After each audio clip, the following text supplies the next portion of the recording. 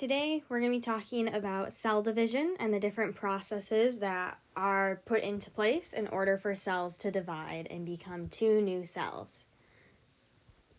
So first, let's talk about how does this happen? How do we go from an embryo to a baby to a grown adult? Well, our body has to make new cells, and we have to have more cells in order to grow. So our body has to create all these cells. So the cells have to divide in a rapid pace in order to support growth and development. So that is how you grow in height. You are not the same size as you are when you're born. As a review, somatic cells are cells that make up the body of an organism, and this does not include reproductive cells. So reproductive cells or sex cells, remember those are the sperm and the egg cell, but somatic cells are cells that make up the body of an organism. So those could be your skin cells, your hair cells, your blood cells, your liver cells. All of those different types of cells that are in your body are somatic cells. And again, that is not including your sex cells. Why do body cells divide? Well, body cells have to divide for a variety of reasons, but mostly for growth and repair. We need to grow and we need to repair. But what you need to realize is that cells are small for a reason. They can't just grow bigger so that we can grow bigger. Cells are not functional when they are extremely large. Think of a cell like a highway system. So things need to go in and out of the cell in order to support cell life. And if you have to travel a long distance in the cell, it's going to take a long time and it's not efficient. Think about the fact that it's easier to get from South Elgin to Chicago than it is to get from South Elgin to Florida. We want our cells to stay small because it's quicker for things to get in and out of them. How often do cells divide? Well, every cell divides at a different rate based on what it needs. So some examples are the internal lining of your intestines takes about 5 days for your cells to divide. So every 5 days, your cells are dividing in your internal lining of the intestines. Skin cells are dividing about every 2 weeks. Red blood cells divide about every 4 months. And liver cells divide about every year. And they divide at different rates because it's just based on what your body needs.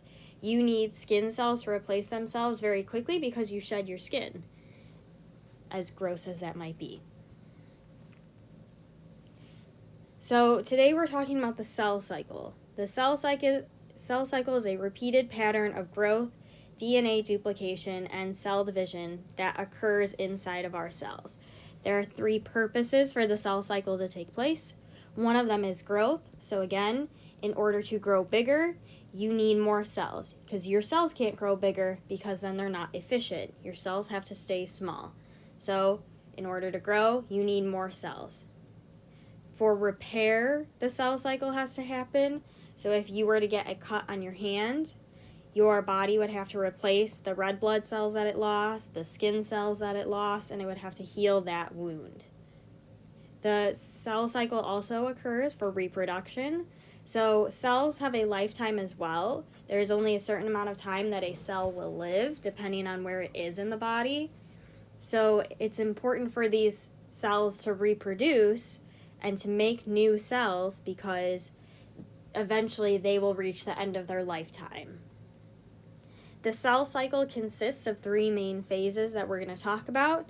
The first phase is interphase, and this is where cell growth is happening. The second phase is mitosis, and that is something we're going to go into a little bit deeper this unit. And the last phase is cytokinesis, which is where the cell division will begin after mitosis takes place. After cytokinesis, you will have 2 brand new daughter cells. So the first phase is known as interphase. This is the growth phase of a cell, and interphase itself is divided into 3 more phases. So the first phase is G1 or gap 1.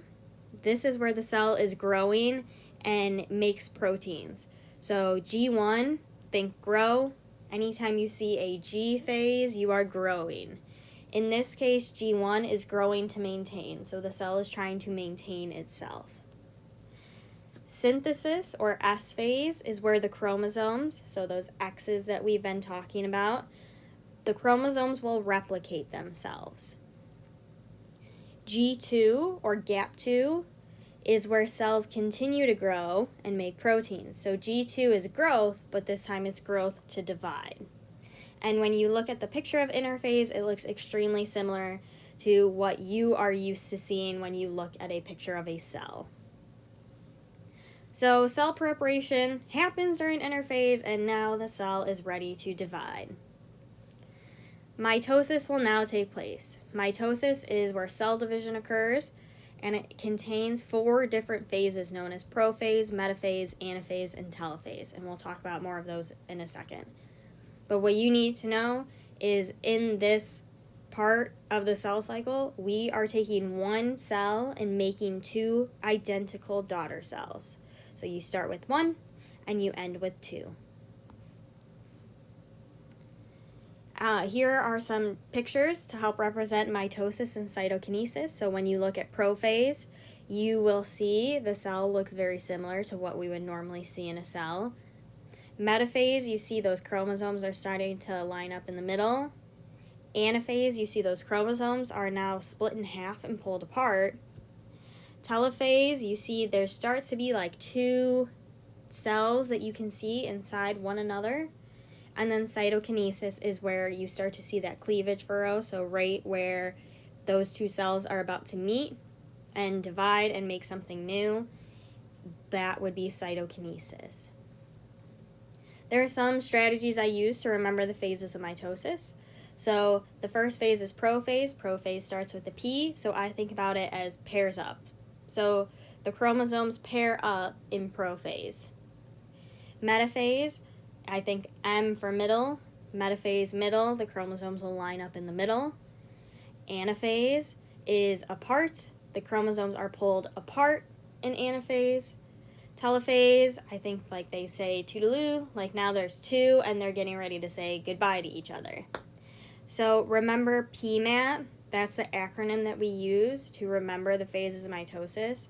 If you can remember PMAT, then you can say, okay, P comes first, that's prophase, M comes second, that's metaphase, A comes third, that's anaphase, and then T comes last, and that is telophase. So prophase, here we have a picture, and you will see in the picture of the cell, those chromosomes, those X's are paired up. We also refer to them as sister chromatids when they're in that X form, but just think of them as chromosomes pair up. So prophase, pair up. Metaphase is where these spindle fibers, so those purple pieces of the cell diagram, they're like fingers. They connect to that center part of each chromosome, and in this phase, they are moved to the middle, so metaphase, middle of the cell. Anaphase is where they come apart. So now those chromosomes are now moving apart to opposite ends of the cell.